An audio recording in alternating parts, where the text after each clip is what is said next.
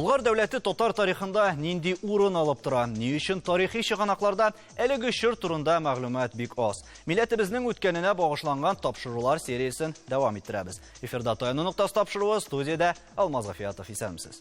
Хәерле кич, мөхтәрәм кунаклар, сезнең каршыгызда тимәләр бар. Килешмәсәгез кызылга басыгыз, килешсәгез яшелгә һәм ак нейтралитет билгесе. Хатип әфәнде, монда инде Булгар дәүләте дигәндә без кайсы чорга мөрәҗәгать итәргә тиеш? Мында мен өзім әдәбиятчы, язмашы анаклар буенча эш итә торган кеше. Безнең монда тарихчыларыбыз утыра, ләкин мин шуңа күрә миндә бераз теге үзешчәнлек булырга мөмкин. Булгар чоры дигәндә мин теге Идел буенда ул бит нидә булган? Теге көньякта Дон, Азов буйларында. Мин аны бик кертмәс идем. Аны кертергә була нигез итеп кенә. Булгар дигәндә урта Иделдәге Булгар дәүләте. Ул теге 8нче, 9нчы гасырлардан башлана инде, бәлким иртәрәктер дә. Аннан шундый гадәттә аны Булгар дәүләте дигәндә 13-нче гасырның урталарына 40-нчы елларга кадәр дәвам иттерәбез аны. Булгар дигән вакытта менә әле мин күптән түгеннән нидә булдым? Булгарда булдым. Бик матур теге Булгарда ниләр, биналар оештырылган, академиялар, башкалар бар. Һәм шушында бер яктан куанып кайттым, икенче яктан минем иштә менә борчыды. Булгар бит теге ислам динигенә үзәгенә түгел, ул теге татарның оешкан, аның бер теге мөһим үзәге. Әмма кызганыч ки татарлык әле анда аз. Менә конференция барды, халыкара форум барды. Татарча докладлар юк дәрәҗәсендә. Бөтен нәрсә рус телендә бара. Һәм шуңа күрә безне моны һич шиксез моны үзгәртергә кирәк. Менә бу яктан.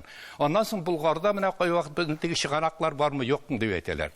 Бар булганның кадерен белергә, бар булганны укый белергә кирәк. Һәм бердән бит монда менә чыганаклар инде теге шунысы куанычлы. Үзебездә булмаса шундый төрки татар телендә язылган инде. Чит ил алимнәр тарафыннан язылган.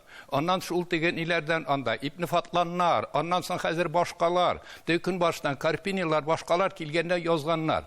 Аннан шунда матур әдәбият бар. Аларны укыган вакытта Булгар хакында бик күп кенә мәгълүматлар алырга мөмкин. Өстәвенә урыс чыганаклары. Шуңа күрә менә бар булган әйбер чыганаклар аз дип теге зарланырга ярамый. Бар булганын теге укый белергә һәм аннан аларның инде шуларга бәйләнештә башкаларны эзләргә кирәктер. Һәм төрле чыганакларда бит әле ул төрлечә дә чагылыш тапкан. Фаяз әфәнде, менә шуның арасында мин монда менә тарихчыларга кирип киткәнчә Булгар дигән вакытта безнең ничектер хәзәрне төшереп калдыралар. Менә иштәсе килә минем тарихчылардан. Менә шул факта сорыйк әле Фаяз әфәнде. Менә Булгар дигәндә кайдан башлана ул һәм ничегрәк бүләргә кирәк әлеге чырларны. Булгар белән Хазар бәйләнешле безнең. Безнең менә Булгар дигән вакытта Хазар компонентын ничектер төшереп калдыралар. Һәм аннан шулай менә 922 елда рәсми рәвештә теге ислам дине кабул ителгән.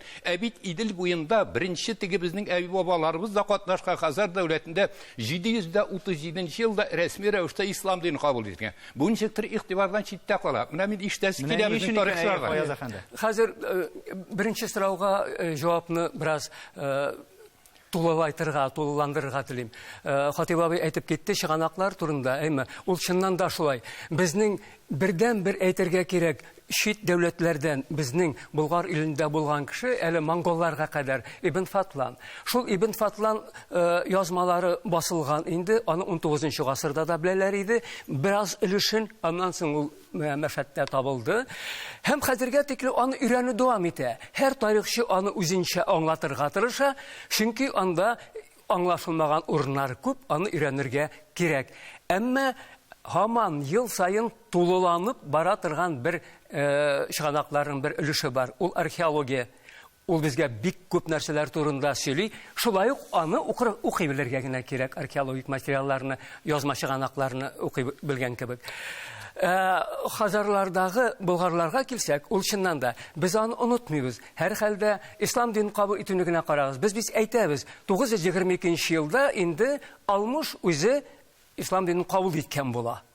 Әле аның бит 902-908 елларда басылган, суктырылган акчалары бар. Анда бит Җафар ибн Абдаллах дип бирелә ул мөселман исеме белән. Каян килә ул?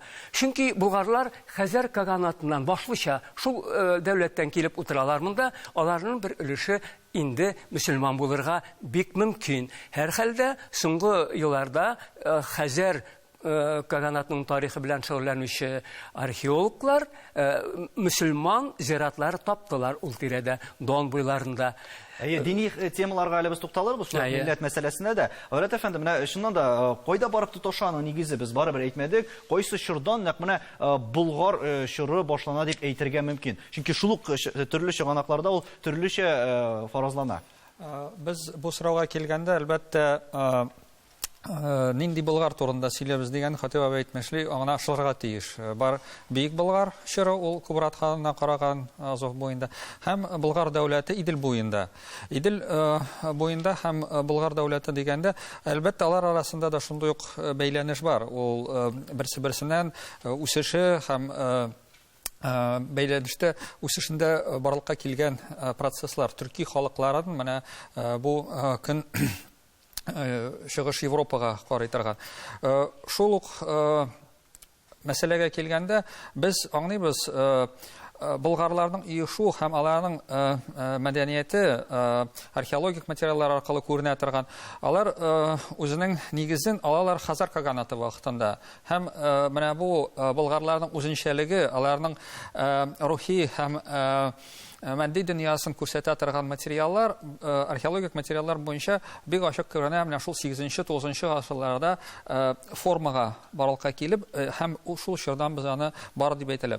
Һәм шул ук вакытта ул менә шул зур күләм ерләрне алып торса да, Дондан, Иделгә буй, Кавказдан алып урман зоналарына караны алганда, ул Идел буенда да, безнең Урта Иделдә дә 8 гасырда керү процессы һәм бу регионда болгарлар, төркиләрнең иешеп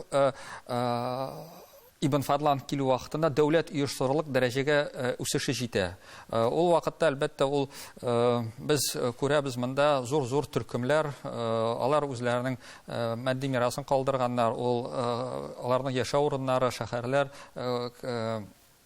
төрле кешеләр күмгән урыннары табыла торган. Шул сәбәпле бу чорның менә шикләгәндә, без менә бу бүленешне күз алдында тотырга тиеш. Без Идел Болгарстан дәүләте турында сөйләшкәндә, ул 8-12 гасырның 40-нчы елларына караган менә шул чорны алып тора. Аны аерым-аерым карарга кирәктер. Һәм Илнур әфәнде, менә без шулай сөйләшү дәврендә бигрәк тә менә Хатип абыйның фикерендә дә әлеге мәсьәлә ятты. Менә ни өчен тарихны бәлки күпмедер дәрәҗәдә башка төрлерәк итеп, һәм сәяси яктан да монда ниндидер басым ясалмый микән, ниндидер тарихка һәм шул ук дин, тел мәсьәләләренә игътибар иткәндә, бигрәк тә бүген аеруча актуальләште әлеге мәсьәлә. Менә шуннан да әлеге мәсьәләләрне хәл иткәндә сәясәттә үз ролен уйный дип саныйсызмы? Уйный дип уйлыйм, но мин күбесенчә инде социаль эшләрдә, бәхәсләрдә катнашам. Һәм күрәм, ничек татарларны күп итеп тәнкыйтьлиләр, кайбер милләтләр инде. Һәм менә Болгар чоры турында тоже шундый сораулар күтәрелә. Менә шундый сорау, миндә тарихчы түгел, журналист. Менә Ибн Фадлан үз китабын язган вакытында анда менә татарларның ырулары турында нәрсәдер бармы, анда эзләре калдымы, юкмы? Менә минем шундый сорау бар инде тарихчыларга. Чөнки һәр вакыт әйтәләр, менә татарлар үз ыруларын оныттылар дип. Һәм белмим кайдан ул чыкты. Менә Фаяз абый, бәлки сез беләсез. Сез җавап бирерсезме әле бу сорауга? Ибн Фатлан ярыйсы гына озак була безнең Болгар илендә. Башка берәү дә булмый. Болгарлар турында күп язалар, әмма ул язганнарның Әл-Балхиянда, Мукаддиси, башкалар, Идриси, ул язганнарны безнең уйлавыбыз буенча инде сәүдәгәрләрдән ишетелгән нәрсә генә ул, үзләре булмаганнар аларның. Ибн Фатлан күрә патшасында болгарларның гади кешеләрендә күрә, теге биләрне дә, бәкләрне дә, һәм башкаларны аны укысаң, бик күп мәгълүмат алырга кирәк, алырга мөмкин, нәкъ менә гади кешенең торуы буенча. Нәрсәләр киенәләр, ничек киенәләр, нинди шанулар бар, аларның нинди мифлар сакланган, ашауларына тикле, нинди нәрсә ашаганнарына тикле алар язып калдырганнар.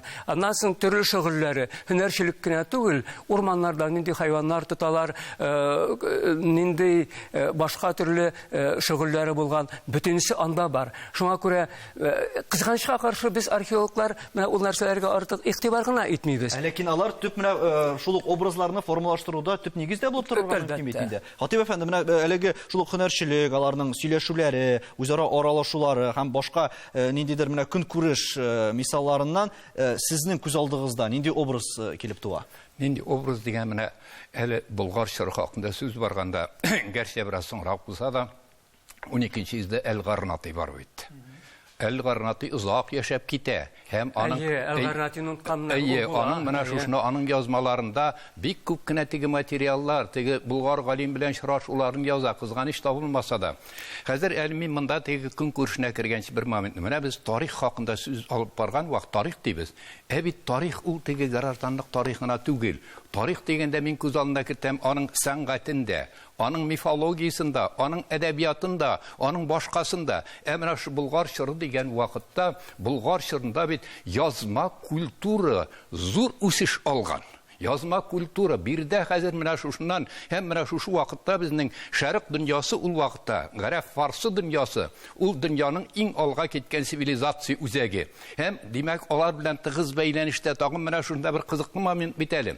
Безгә бит менә шушына Идел буена, ул Хәзәр чорында да, Болгар чорында да ислам дине бернинди мәҗбүр рәвештә түгел. Хәзер ул ирекле рәвештә кабул ителә. Һәм моның кабул ителүендә менә шушы ислам мөселман дөньясының, гарәп фарсы дөньясының баш бөтен яктан алга китүдә зур роль уйнаган. Менә шушы яктан. Һәм бирдә мин карайм менә язма культура. Язма культура искиткеч менә кабер таш язмалары бар.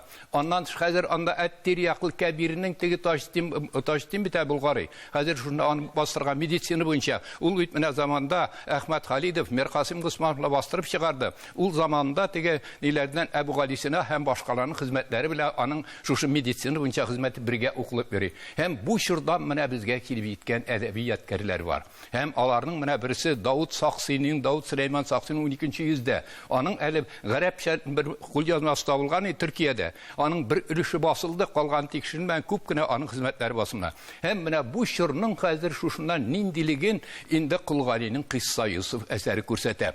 Бу турыда Хатип әфәнде без сөйләшәбез рекламадан соң.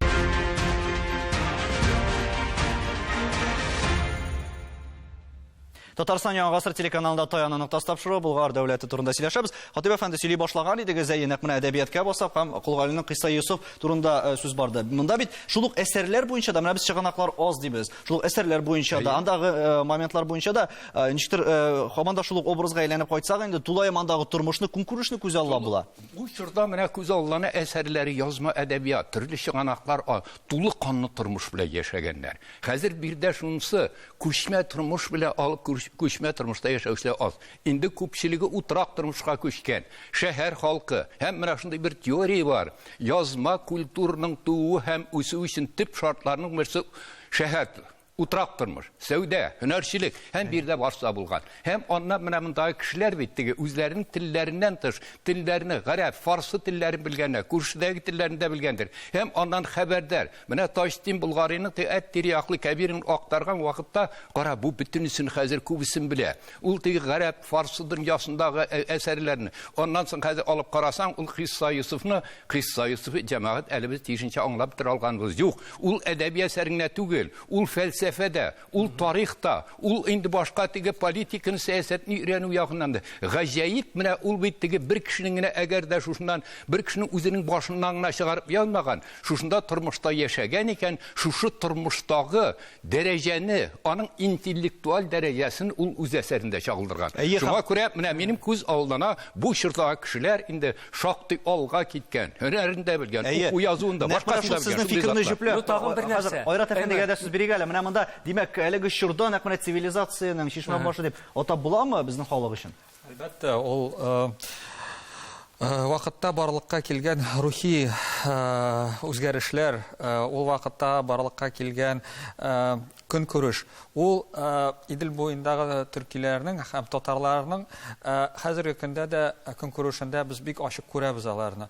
Ул менә шул Кыса Исуфны да әйткәндә, аның таралуын менә татарлар яшәгән урында Себердән алып Польшага кадәр бөтен җирдә без аны таба алабыз. Ул аларның бәйләнешен шул борынгы тарих белән һәм бүгенге үзләрен хис итү белән бәйләнештә бик ачык күренә. Аннан соң ул шул ук күренә рухи дөньяда ислам динендә, аның үзенчәлекләрендә. Менә бу Идел буенда барлыкка килгән дингә караш, аның үзенчәлекләре ул шулай ук татарларга хас иберле. Тагын әйтим, махсус әйтергә була, шул ук яктан ул археологик яктан да бик ачык күренә. Ул Мәдди яктан һөнәрчелектә ул күп элементларда менә татарларга хас булган иберләрдә бик ачык күренә. Ул төркиләргә туры әйтергә була күнешкәртү, ләкин татарларда аның үзенчәлеге бар. Ул шулай ук тел аркылы тирә халыкларга кергән. Күп кенә тирә якта төркиләрнең телләрендә дә күн булгари дип җөртелгән. Ул Европада гына түгел. Шулай һөнәрчелектә ул шүлмәкләр эшләү, балчыктан эшләү. Ул шундый ук ул аның тәэсире бик зур булган. Ул тирә-якларда шулай халыкларга тәэсир итеп технология формасында күчкән. Шул сәбәпле без менә бу борынгы чорда барлыкка килгән мирасның, аның рухи дөньясын, матди янны без бүгенге татарларның көнкүрешендә, аларның үзенчәлегендә, дөньяга карашында без шуларны бик ачык күрәбез. Димәк, чагылышы бар. Фаяз әфәнде, сез кайсы фикердән килешмисез? Моны өстәргә теләгән идем. Хатип абый сөйләгәнгә дә туры килә, ул Айрат абый сөйләгәнгә дә туры килә. Уку, яза белү ул югары катлау кешеләре арасында гына булмаган. Гади кешеләр дә, һөнәрчеләр дә укый да, яза да белгәннәр. Нәрсә генә кайсы гына менә өлкәне алып карама, әйме бизәүне әйберләр ясаганнар, ювелирлар. Үзекләрдә язу, сугыш коралларында, кылычларда язу, ырчык башларында язу, йозакларда язу. 1147 елда аны бөтен кешеләрдә белә инде музейда, биләрдә табылган нәрсә. Һәм башкалар. Шуңа күрә гомумән ул ислам, әйме, ул таләп итә синең укый, яза белүеңне. Мәдрәсәләрдә алар теге дуга гына укып тормаганнар, дини фәннәрендә өйрәнгәннәр, аның нигезләрен. Менә бу тарихи мизгилләрне хәзер дә моментларны өйрәнергә кирәк бит. Илнур әфәнде, менә шул ук мәктәпләрдә хәзер нинди чыганаклар тәкъдим ителә? Кешеләр бит инде хәзер мәгълүматны интернеттан да ала. Менә ничек буталмаска әлеге чорларда дип әйтик, һәм чын мәгънәсендә нигезләрне югалтмас өчен. Бүген интернетта күбрәк шул сөйлиләр Ибн Фадлан турында инде нәрсә, ул язган һәм бар шундый, ничек әйтим инде, фейк чыганак, Джафар тарихи, алар инде һәрвакыт аны укыган кешеләр үзене булгарчылар дип әйтәләр. Һәм һәрвакыт шулай итеп сорау куялар. Менә сез әйтәсез, без татарлар, без бөтен Россия буенча таралдык. Ә менә Идел буе Болгар, ул бит кичкенә генә ил инде, ничек менә сез безне Себердә яшәгән татарлар белән бергә кушасыз, анда Астрахан, аларда үзләренең илләре булды, буларның үзләре илләре булды. Менә монда Татарстанда һәрвакыт шул Болгар турында матур итеп кенә сөйлиләр. Һәм шул булгарчылар, алар на самом деле күп итеп шундый фейк чыганакларны ничектер ясыйлар, үзләре ничектер чыгаралар. Менә Фаяз абый, сез үзегез нәрсә уйлыйсыз шул менә фейк чыганаклар ул кайдан чыкты? Һәм кемгә уңайлы менә мондый яңалыкларны чыгару? Кемгә отышлы? Моны махсус чыгаралар дип. Соңгы вакытта без артык Болгар ишары белән генә шөгыльләндек әйтергә кирәк. Советлар Союзы ишарында бигрәк тә. Һәм телисеңме, теләмисеңме, үзеңнең халык турында, аның борынгылыгы турында сөйләгәндә, ничектер идеаллаштырырга да тырышасың үзенә күрә.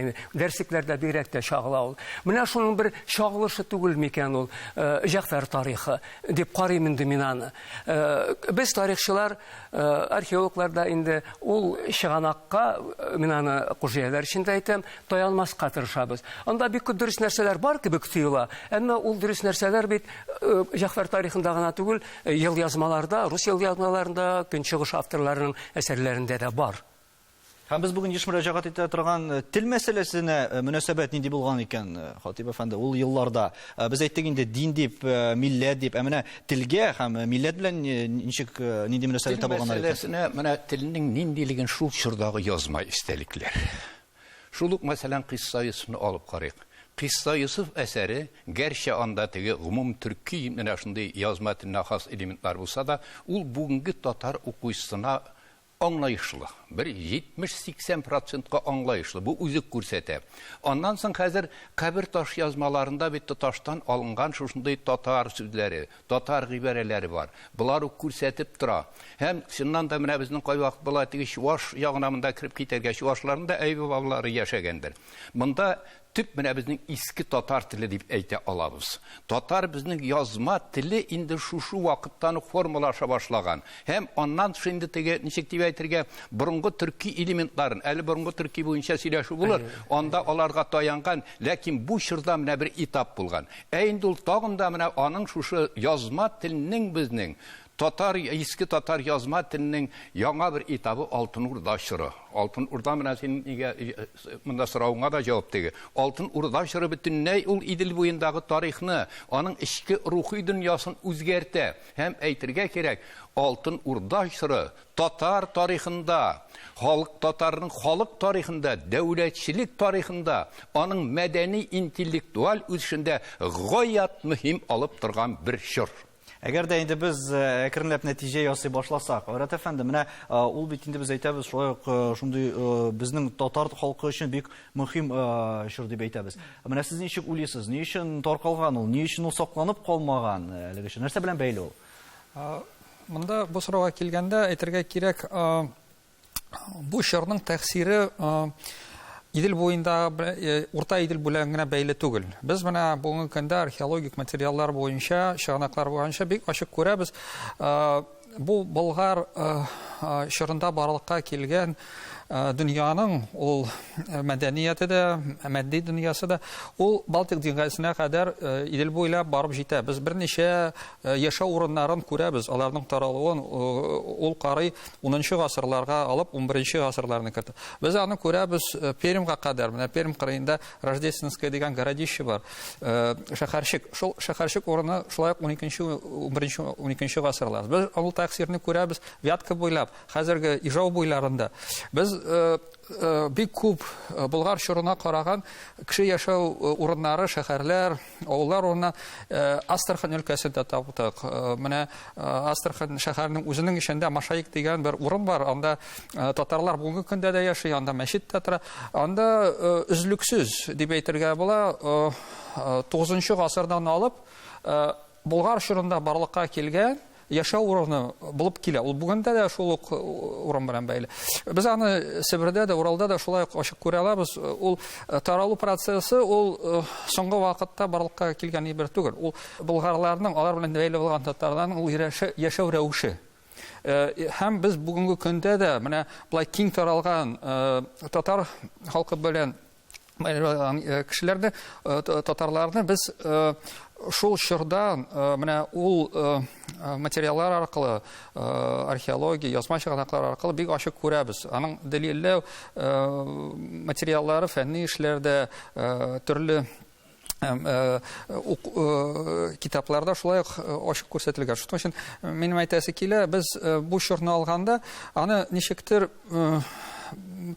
узган вакыт, тарихи вакыт дип кенә кабул итә алмыйбыз. Ул бүгенге татарларның, Идел буендагы төркиләрнең, шул ук Чуашларны әйтеп киттегез, башкаларны, ул алар белән дә. Ләкин менә татарларның нигезендә ул барлыкка килгән илалар, тормыш Алар шул чорда ук инде формалашкан. Әлбәттә, бүгенге көндә дә без аларны күрәбез. Күрәбездер. Фаяз әфәнде, нәтиҗә ясап әйтсәк, менә бу Болгар чорын өйрәнүдә сезнең нәрсә таяну ноктасы булырга тиеш? Таяну ноктасы болгарлар үзе. Мин яңа гына менә искә төшердем Советлар чорының иң атаклы болгарчы археолог Алексей Петрович Смирновның сүзен.